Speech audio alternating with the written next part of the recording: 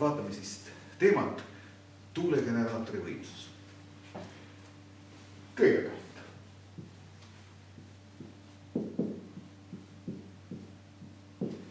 võimsus tähistab füüsikalises suurusena tööd, mida tehakse ühes ajaühikus.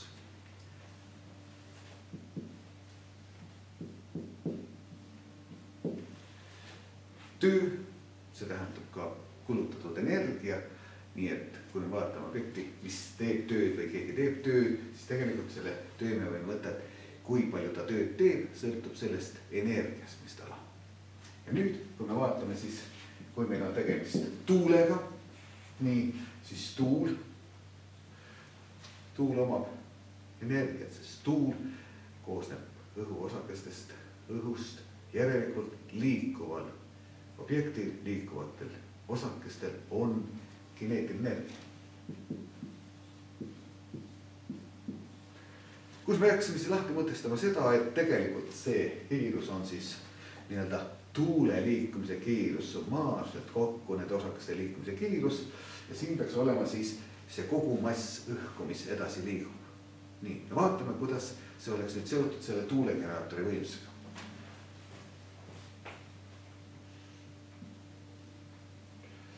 Nii.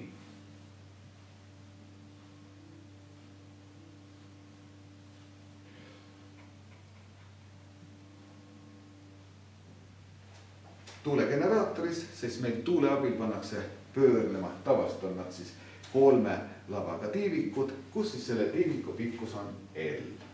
Nii, tiiviku pikkus on L. Vaat siin on meil siis see tiiviku pikkus. Nii. Ja ühe tiiviku pikkus on L ja nüüd see tiivik joonistab meil siis tegelikult, see tiivik joonistab ringi, mille pindala S võrdub pi korda L ruudus, sest see tiiviku pikkus on antud juhul selle ringi raaduseks. Nüüd, kui meil tuul puhub sellest tiivikust läbi, siis meid huvitab eelkõige see osa sellest tuulest, mis läheb läbi selle tiiviku ala, sest see osa paneb tiiviku liikuma. Ja nüüd kasutame siis seda, et siit meil jookseb siis läbi teatud hulk seda tuult. Nüüd see osa, see pinda on meil olemas ja nüüd me peaksime siia siis lisama, et kui meil on teatud aja möödudes, siis tegelikult läbib see tuul, et läbib seda tuulikut teatud pikkusega nii-öelda õhusilinder. Ja nüüd siis kogu selle silindri ruumala, mis me siit saame, kogu selle silindri ruumala oleks võrdne siis selle otsa pindala, mis siis siit tuulikust läbi läheb S korda selle tuule silindri pikkus V korda T ja kokku saaksime siis, et antud juhul oleks selleks tuule silindri ruumalaks RS korda. No milles? Aga nüüd siis, kui palju on selle osa õhumass? No alati mass meil võrdub rho korda V, tihedus korda ruumal annab massi. Ja nüüd, kui me teame õhutihedust, siis võiks nüüd arvestada. Järelikult, kui me võtame siia, siis me saaksime selle massi asemele nüüd ruumala on meil S korda järelikult rho korda S korda V korda T. Sest see on nüüd see osa, mis meil oli tegelikult see ruumal. Ja võt nüüd ongi, et selle ruumala me asendame siis selle kohtusega. Ja nüüd me selle S-i saame ka veel ära asendada, sest S on võrdne pi korda L ruudus. Ja saamegi rho, nüüd S-i asemel paneme pi L ruudus. Ja nüüd siis alles V korda T. Ja kõik see kokku nüüd annab meil siis, mis suurused, see kõik kokku annab nüüd meil massi.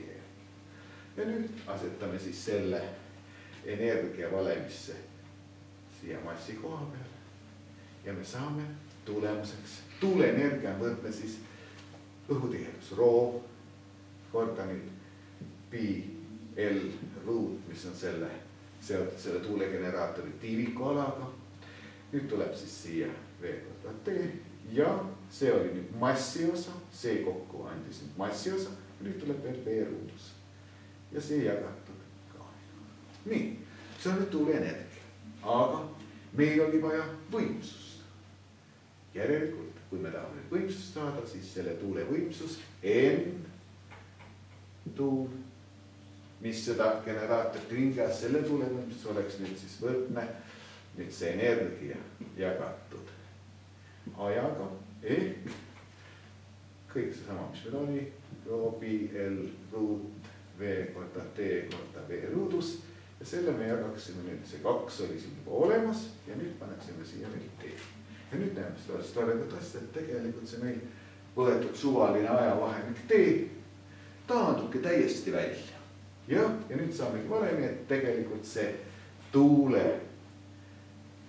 võimsus on võrdne siis rho pi L ruudus korda V kuubis jagatud 2. Nii, rho pi L ruut V kuub jagatud 2. Ja nüüd viimane tehe, kui me tahame saada elektrist võimsust, siis peame arvestama, et igal asjal on, mis tuulega käivitatakse, on teatud kasutegur. Nii, ja nüüd siis ma peaksin selle korrutama kasuteguriga läbi. Ja lõpptulemuseks saaksin valemi rho pi L ruut V kuub korda eta jagatud 2. Nii, ja selle valemi järgi nüüd siis saaksime arvutada tegelikult tuulegeneraatori elektrilise võimsuse.